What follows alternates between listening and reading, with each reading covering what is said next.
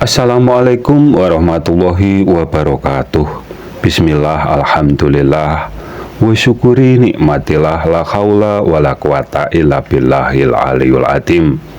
Sabda Rasulullah Shallallahu Alaihi Wasallam, di akhir zaman akan muncul ahli fitnah, akan masuk semua kampung, tidak ada kampung yang terlewatkan. Yang artinya dari 73 golongan ada yang menjadi pengikutnya Dajjal. Mengapa Dajjal digambarkan mempunyai mata sebelah atau mata satu? Dajjal gambaran bagi mereka yang mengajarkan tauhid yang menyimpang dari yang diajarkan oleh para nabi. Dajjal di akhir zaman digambarkan bermata sebelah karena ajarannya hanya berpedoman dengan ayat ketuhanan, hanya satu sisi ayat yang diimaninya dan ingkar sisi ayat yang lainnya, yang berarti ajaran tauhid bermata sebelah ada dua kelompok. Mereka hanya iman ayat Allah titik-titik di atas titik-titik, dan mereka hanya iman ayat Allah titik-titik dekat titik-titik saja. Keduanya saling ingkar mengingkari yang diimani dari salah satunya. Di zaman akhir, zamannya para ahli fitnah berjamaah bermunculan, seperti yang kami jadikan judul video ini, sifat 20 untuk membatasi sifatnya Allah Subhanahu wa Ta'ala. Yang menjadi pertanyaannya, ustadznya siapa yang mengajarkan sifat ke-20 yang menyatakan untuk membatasi sifatnya Allah Subhanahu wa Ta'ala? Kalimat yang seperti di judul video itu cuma celotehannya para ustadz sebelah yang hanya tidak mau belajar tentang sifat 20 dari zatnya Allah Subhanahu wa Ta'ala, dan bilang kalau sifat 20 dari zatnya Allah Subhanahu wa Ta'ala itu untuk membatasi yang lainnya atau sifat yang lainnya. Bahkan kami sering mendapatkan celotehan atau komentar dari pengikutnya ustadz sebelah yang bilang kalau sifatnya Allah Subhanahu wa Ta'ala itu ribuan. Dan kami ajukan pertanyaan, sifat yang ke-100 itu disebut apa? Mereka tidak dapat menjawabnya. Orang-orang yang demikian itu yang seharusnya diam. Jangan asal sebut celotehan yang tanpa didasari keilmuan.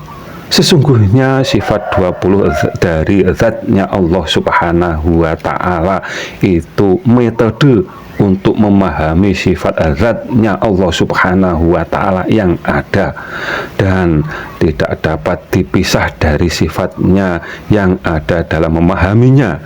Dalam pengertian sifat 20 itu metode untuk memahami semua sifatnya zatnya yang ada. Bahkan yang mengingkari adanya sifat 20 dapat disebut kafir.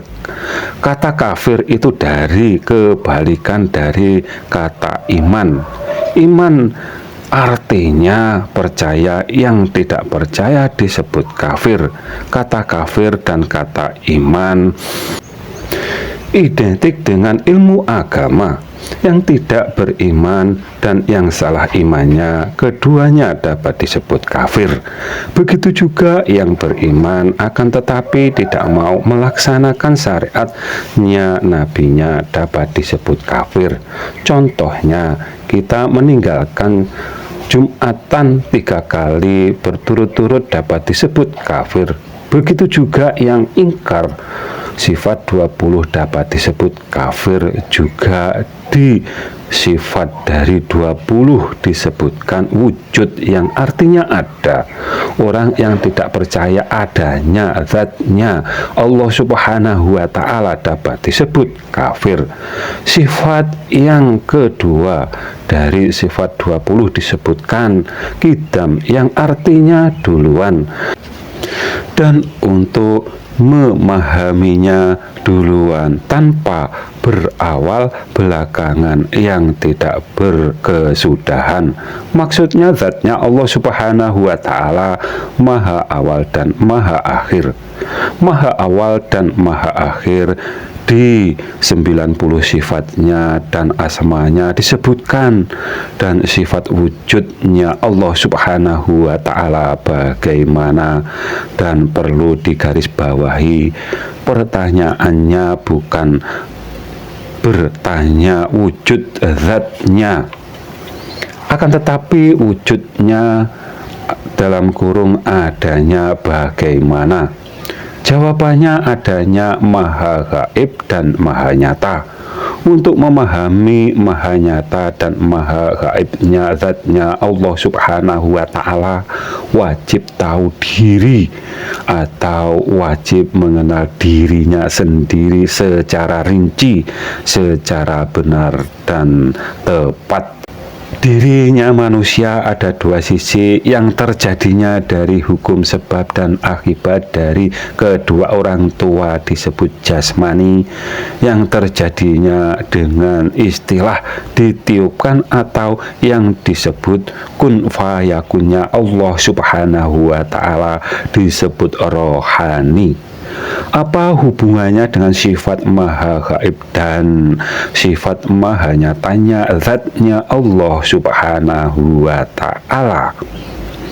Sifat gaib zatnya Allah Subhanahu wa Ta'ala karena mokal dapat dipahami, diketahui dengan jasmaninya manusia, tepatnya panca indera kelima dan indera keenamnya manusia.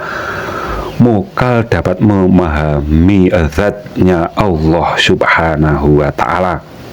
Maha nyatanya zatnya Allah Subhanahu wa Ta'ala hanya dapat dipahami dan diketahui dengan rohaninya manusia yang telah terbuka tirai penghijabnya. Logikanya, setiap bayi yang akan dilahirkan ke muka bumi ini saat dalam kandungan ibunya, setelah ruhnya ditiupkan ke jasad calon bayi yang akan dilahirkan, ibunya bersaksi dan menyatakan hanya dia yang berhak dituhankannya. Yang demikian inilah yang disebut semua bayi yang dilahirkan ke muka bumi ini dibekali agama Islam, dan untuk dilaksanakan di kehidupan ini dan sampai akhir hayatnya agar tetap iman Islam. Yang dipelajari sama bukan berarti keilmuannya, pemahamannya sama. Contohnya umatnya baginda Nabi Muhammad Sallallahu Alaihi Wasallam di akhir zaman ini semua berpedoman dengan kitab suci dan hadis Nabi, dan dalam menyebut Tuhannya sama sebutannya dengan sebutan Allah Subhanahu wa Ta'ala. Akan tetapi dalam memahami zatnya banyak perbedaannya, bahkan ada yang bilang sebenarnya Allah Subhanahu wa Ta'ala cuma nama saja. Allah itu siapa toh? Allah itu nama. Dalil mana? Surat Fatihah ayat 1. Bismillahirrahmanirrahim, dengan menyebut nama toh? Oke. Spidol itu nama, ki wujude. Cagak itu nama, ini wujudnya. Bangku nama, ini wujudnya. Sama enggak? Enggak sama. Allah nama, wujudnya pundi? Mandek. Sedangkan mereka mengajarkan ilmu makrifat. Makrifat yang artinya tahu, mengetahui, paham, memahami, dan lain-lainnya. Pertanyaannya, apa yang diketahuinya? Sedangkan di sifat 20 disebutkan wujud. Wujud yang artinya ada dan yang punya nama pasti ada zatnya atau pasti ada wujudnya yang disebutnya atau pasti ada wujud yang dinamainya. Kebanyakan dari yang belajar dan mengajarkan sifat 20 mereka tersesat seperti tauhidnya agama Kristen yang beranggapan nabinya yang disamakan dengan Tuhannya. Kalau yang belajar dengan mengajarkan sifat 20 mereka merasa dapat manunggal dengan Tuhannya. Penyebabnya karena gagal memahami kalimah la haula wala quwata illa billahil aliyul azim, yang tidak dapat membedakan antara yang menolong dengan yang ditolongnya. Saya pun akan menjawab. Berarti yang tanya Allah, sing jawab yo. Dalam kurung makrifat buta, membabi buta, dalam pengertian belum makrifat kezatnya Allah subhanahu wa ta'ala, hanya merasa yang paling makrifat kezatnya Allah subhanahu wa ta'ala. Penyebabnya juga karena tidak dapat memahami dengan benar kalimah kutiupkan ruhku, dan ruhnya sendiri dipahami sama dengan Tuhannya, dalam kurung merasa menyatu dengan Tuhannya. Apa ada salahnya kalau Allah subhanahu wa ta'ala mengklaim kalau semua yang diciptakan diakui sebagai miliknya? Manusia saja yang tidak pernah menciptakan tanah saja dapat mengklaim tanah menjadi miliknya dengan disertifikatkan di agraria.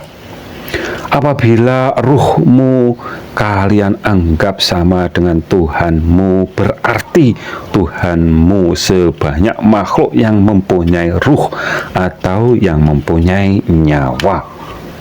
Apabila ada kata yang salah, kami mohon maaf. Semoga bermanfaat dunia dan akhirat. Akhiru salam.